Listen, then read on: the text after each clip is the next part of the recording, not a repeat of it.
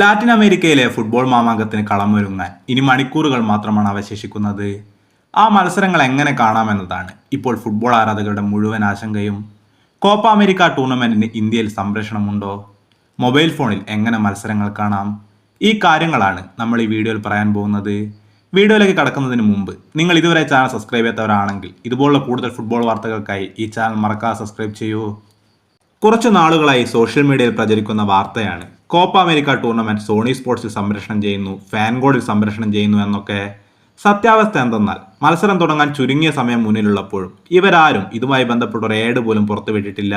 അതുകൊണ്ട് തന്നെ ആ വാർത്തകൾ സത്യമാവാനുള്ള സാധ്യതയും കുറവാണ്.